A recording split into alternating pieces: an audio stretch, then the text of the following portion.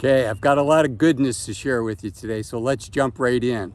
Lesson number one is I wish I had not been overly conservative when I was younger.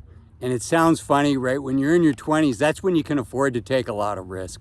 But when I was a kid, just starting off working and saving money for the first time, interest rates in the banks were about 8%. And it was hard to risk money in the stock market to try to get 10 or 12% when I could get 8% guaranteed. But you know what? I was overly conservative when I was young, and I want to share how important this is. You know, for a young person today, you know, a great salary for any of us is $100,000 a year. And if you target saving 12% of your income a year, that's going to be $12,000 a year. And if you can do that over the course of a lifetime, let's call it 40 years, at 8%, if you invest that money aggressively, or pretty much all in the stock market, let's say you get 8%, that's going to be worth $3 million at the end of 40 years.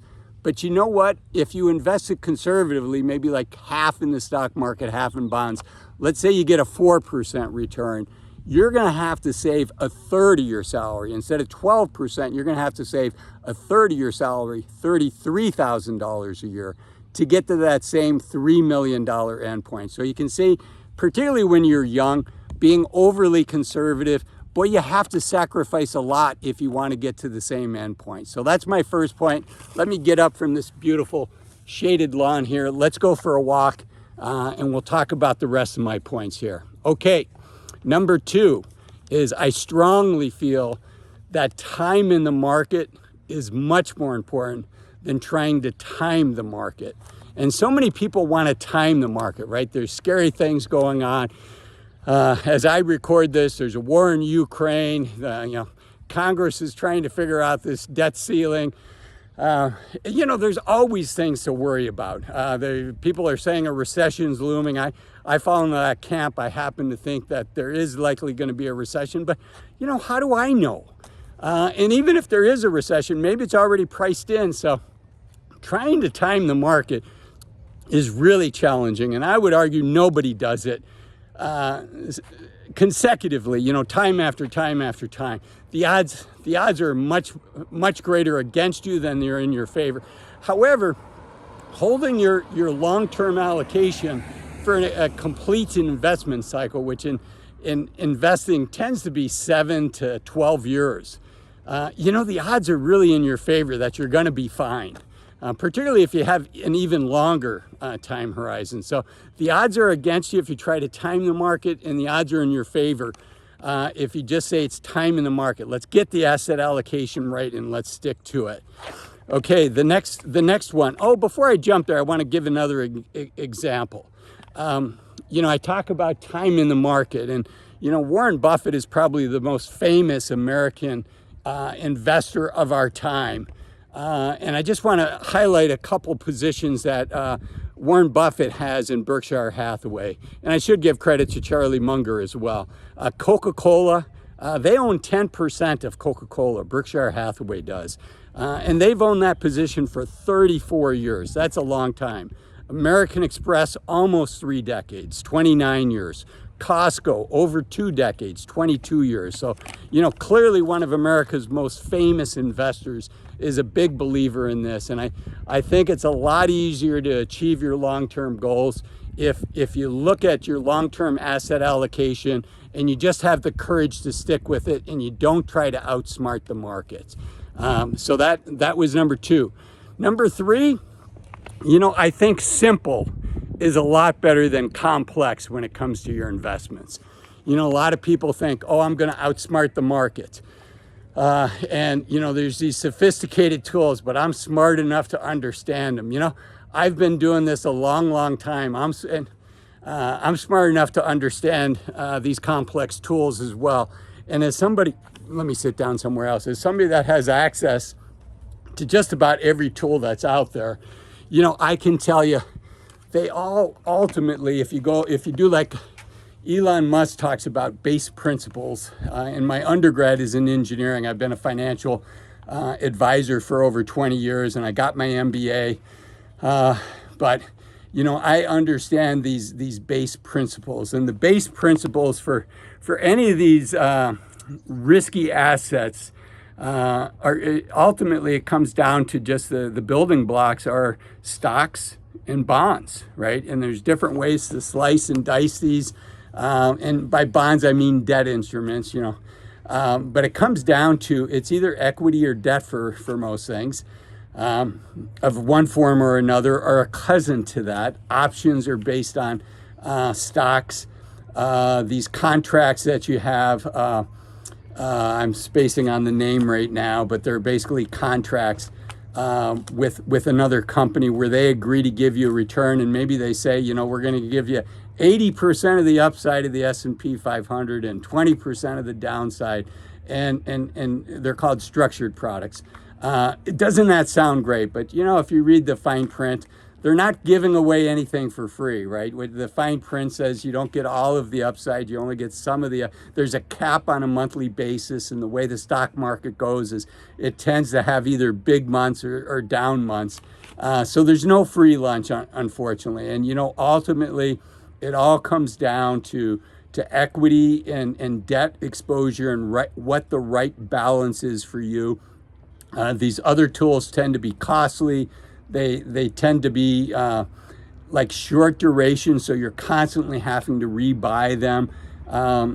Just stick with the basics. Simple does not mean naive. Simple does not mean you're not a sophisticated investor. I would argue simple means you are a sophisticated investor. Again, looking at Warren Buffett, he doesn't own these things. Berkshire Hathaway doesn't own these things. What they own is great companies that they want to hold for the long term. And I think you and I can learn a lot from that. So simple is better than complex. Number four is 38 is way too young to not have a mortgage. And that's from my personal example. I was 38 years old. Both my wife and I were working. Actually, we bought our house when I was like 34 or 35. We didn't have kids at that point. We had our kids later in life. And we were fortunate. We had the option of did we want to pay cash for the house or have a mortgage? And I chose to pay cash for the house. And I later changed that, in part because of the analysis I'm going to share with you now. When you're 38, you've got a good, 40 years in front of you, hopefully 50 years in front of you. And if you have a choice between using all of your cash to pay for your house, yes, that gives you freedom. Yes, that gives you flexibility, but you're probably at a stage, I know I was, where, having the extra pressure and responsibility of having a house, that's right about the time I started being a financial advisor. And I've worked for the same company for over 20 years. And, I think part of that was in the early days, right? I had the responsibilities of a mortgage. If my boss upset me, I didn't have the luxury of just saying, well, I'm, going to go do something else, right? You had to work it out. And I think that's a good thing. But from a financial standpoint, let's do the quick math on, let's say in my case, back then, this was a quarter of a century ago, probably longer than that. The price of the house was $300,000. And I had a choice, right? I could put down 20% down and borrow $240,000, or I could pay it all in cash. Well, back then interest rates, let's just say were 6%. They were actually a little bit higher, but the math is easier for me at 6%. You pay 6% fixed over a 30-year mortgage. Essentially, you're going to pay a little over $240,000 in interest on that $240,000 loan. So you're really paying twice the price of the house. And a lot of people would say, ouch. But what if instead of me paying all cash for my house, I had kept that money in the stock market, which would have been my alternative? Over that same 30-year period, if you assume an 8% return in the stock market, which I think is doable, and I'm pretty sure the market actually beat that. It was probably closer to 10 to 12% during that period of time. But over an 8% return over 30 years, you know what? That is a 10x return over that long time horizon. That $240,000 would be worth $2.4 million. So really dwarfing the $240K I would have for interest. So 38 is too young for a mortgage. That's item number 4. I've got a shock for you for item number 5. But before I get there, if you're enjoying this video, as the kids say, give me a thumbs up, a like. It really does help the YouTube algorithm find other viewers that this video can help. Also, as they say, subs for love. If you've been watching for a while and you haven't subscribed, if you enjoy my videos, do me a favor, think about subscribing. And then finally, comments for a soul. I love reading your comments, so please take a minute and leave me a comment. Okay, remember, number 4 was 38's too young for a mortgage. Number 5 is 60 is too old for a mortgage. And I know you can say, hey, Asul, what's really the difference? But there's a huge difference. And one of those is, at 60 years old, you've had the weight of the world on your shoulders for many, many years. It just feels good to get a mortgage paid off. It's nice to have that freedom. It's nice to have the flexibility. It's nice to be debt-free. If, God forbid, if you lose your job in your 50s or your 60s, it's probably going to be really hard to find another job doing what you love doing that pays as well. So I do think it makes sense to have to get rid of the stress and responsibility of a mortgage. So 38 is too young. That's rule number 4. Rule number 5 is 60 is too old. So somewhere in between there. And this is, I should say, this is not financial advice. I'm not saying what you should do. I don't know your situation, right? So I can't give you financial advice. But I can give you some things to think about, some things that you can research on your own. Maybe think about working with a professional, a fee-only financial advisor. You can find one by just Googling that term, fee-only financial advisor. I think it's really worth spending that money. Okay, let's keep going. I forgot to mention, the last one is the one that really set me on the path for everything else. So the last one I'm going to share with you here in a little bit is, in my opinion, the most important of all of these rules. And let's keep going. Okay, number 6, money equals freedom. It doesn't equal stuff. The value of money is the freedom that it provides for us. If you want to change jobs, let's say you have an emergency fund and you do lose your job in your 30s, your 40s, or your 50s. It gives you time to find the right job for you, this emergency fund. Without it, you've got bills coming up, you've got credit. Hopefully you don't have too many credit card bills coming up. You know how I feel about destructive debt, and credit cards, if you're carrying a balance, is an example of destructive debt. But you've got bills, you've got responsibilities, you've got your mortgage, you've got your rent, you've got food that you have to buy for your family, man. And unfortunately, they say that over half of Americans have less than $5,000 of emergency savings. That's not a lot. You're going to have to take the first job that comes along. And unfortunately, over a third of Americans don't even have $1,000, right? So get that emergency fund in place. Money equals freedom. Think about that the next time you're going to buy your 12th pair of blue jeans, or your third car for a 2-car family because you think that car is cute or is super sexy, or it's a sports car and you really want to drive it. I do have a story about a sports car coming up later here as well, so stay tuned. I'm not anti-sports cars, you're about to hear. Okay, rule number 7. You become the average of your 6 closest friends, right? Choose your friends wisely. If you have aspirational goals, if there's a type of person that you're striving to become, boy, do what you can to find friends that are like that as well, because they say we become the average of our 6 closest friends. So really think about surrounding yourself with good quality people that are going to encourage you to become your best self, as opposed to maybe holding you back to maybe a person that you were in the past that you want to improve upon. Okay, number 8, let's go for a walk. This video is getting long, but it's, like I said, it's filled with goodness, so stick with me here. Okay, number 8, it pays to be an optimist. Particularly with stock investing, but also in life. There's always things to worry about. I think it makes sense to be an optimist. There's scary things that are going to happen in the world. Certainly COVID was super scary, right? The 2008, 2009 financial crisis was scary. I do want to share that COVID was super scary for me. When it first came out, I had a lot of anxiety. I had a lot of stress about it. Frankly, I had some, mental health challenges, the anxiety. I went to see somebody to help me with that. It's really the first time in my life that I dealt with anxiety. And I'm very grateful that there were professionals to help me with that. So, if you need professional help, or if you think you could benefit from professional help, don't be afraid to get it. It's one of the best things that I did. Even with that, it was like 100 days of stress for me when COVID started. And then it took my body like 100 days to recover from it. I'm lucky. I usually go to bed excited about the next day, and I wake up in the morning eager for the current day. But for that 6-month period, right, 100 days of anxiety and stress and 100 days recovering, that was not who I was, right? I was stressed. It was hard to keep my head in the game. So it pays to be an optimist. If you're normally an optimist and you need help, don't be afraid to reach out. I'm sharing this with you because I think it's important that we all share that, mental health challenges is more normal than not. And I think we need to destigmatize it, and I think society has. So this is my little way of doing that. But from an investing standpoint, it does pay to be an optimist. It allows you, if you're going to be a pessimist and let everything in the market in the world scare you, you run the risk of blowing out of your investments, of going into cash at the wrong time, and then it's really hard to get back in.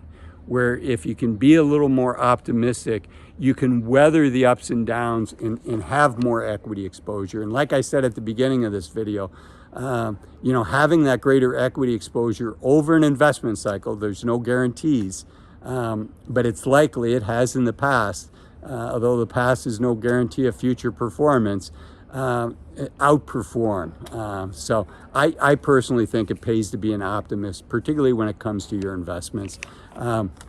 And one of the things I do is I'm a prolific reader, actually a listener. I love Audible books. I listen to a lot of podcasts. I'm a big YouTuber, a consumer of YouTube videos, which is one of the reasons that I started doing this.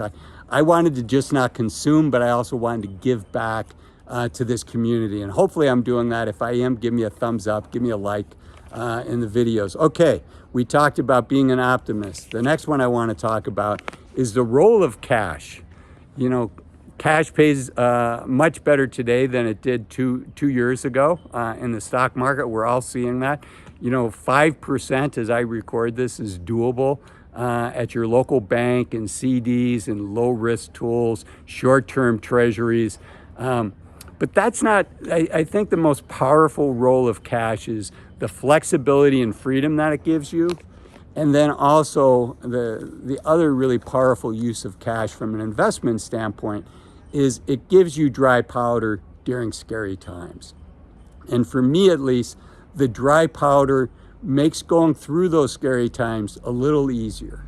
I can use some of my dry powder, I can use some of my cash to buy things that are on sale.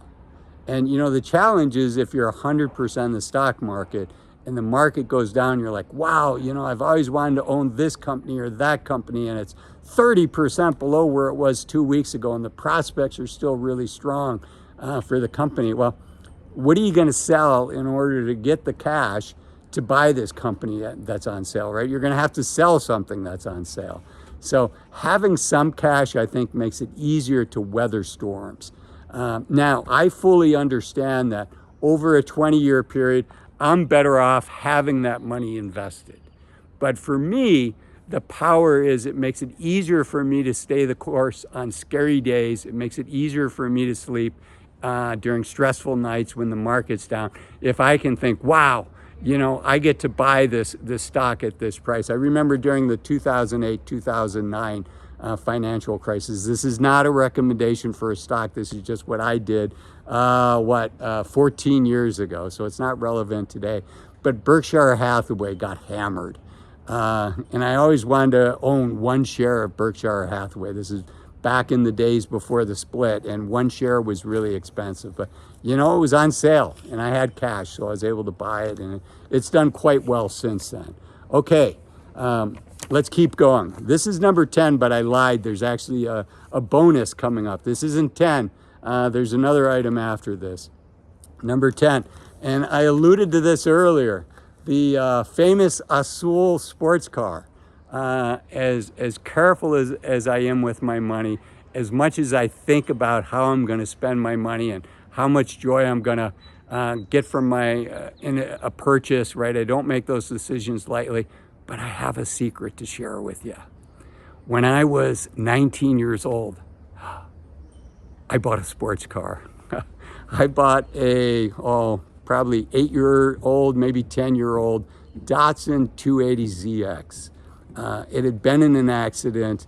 A friend of mine knew how to repair, do body work on a car, and offered to help me repair the car. And I knew how to do some of the mechanical things that were wrong with the car. So I bought this Datsun 280ZX. My friend, actually the brother of a good friend of mine, helped me repair the body damage. I repaired the mechanical stuff. It didn't take too long. It was under 3 months. And here I was, a junior in college, driving a really nice Datsun 280ZX. And I can tell you, for many of my viewers, it's too late to go back to when you're 19. But if you're not 19 yet, if you're ever going to buy a sports car, 19 to 25 is the time to own one. I had a lot of fun in that car. A lot of adventures, a lot of good memories. Also, unfortunately, a lot of speeding tickets, and also some very expensive automobile insurance premiums. But, I was only going to be 20 once, right? And I'm so glad that I did that. It was a completely irresponsible thing to do. I was what was called a co-op student, which meant I went. The Army paid for my college education, but they did an experiment with me, which is they allowed me to join this co-op program, which meant I worked for a private corporation 1 semester, and I went to college for a semester, 1 semester. So I had enough money to buy this sports car, and boy, did I have fun. As soon as I got out of college, though, I sold the sports car. Interestingly, when I met my wife, I was driving probably a 10-year-old Honda Civic. So I definitely know my wife did not connect with me because she admired my car. It had to be that she liked me. So, and that's also a good feeling. But it's okay. That the point there, number 10, is that it's okay to splurge on yourself every now and then. Okay, and now for the bonus. And if you've made it this far and you still haven't hit the like button, what are you waiting for? Do me a favor, hit the like button. It does help me out. It helps other people, helps the YouTube algorithm say, hey, this is a useful video. We should show it to other people. So hit that like button for me. Think about subscribing if you've made it 23 minutes into one of my videos. And also think about leaving me a comment. I love reading your comments. Let me know what you thought of this video. Okay, the bonus one, the one that really changed the arc of my life it's been paying me dividends for over three decades, going on 4 decades now. And that is when I was 22 years old.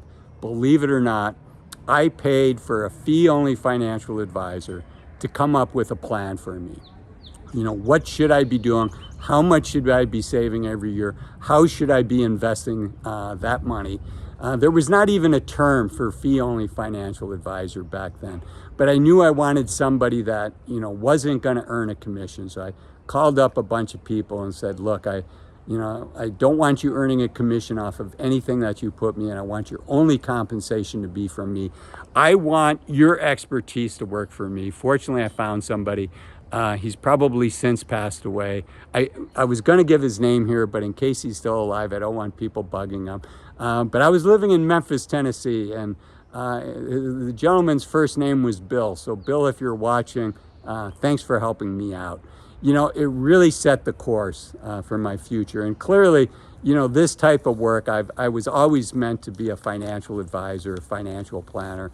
Obviously, it's in my blood. If at 22 years old, I'm thinking about retirement and wanting a financial plan. So Bill, thanks for taking me on. Actually, because I was so tiny and I didn't have any money, right? I paid, he gave me he did the plan for 25% of what he would normally charge his clients because he knew he didn't have money. But I had to wait 6 months for him to work with me because he wanted to weave me into his practice. But I'm forever grateful for that. It guided my financial life. It pointed me towards what my financial work, what my life's work was meant to be. And ultimately it led to this YouTube video. So it guided me. If you want more guidance from Asul, I know you're gonna like this video up here where I talk about the average income that an American retiree has, and this video down here that talks about 5 reasons to retire as soon as you can. Thanks for watching. Bye-bye.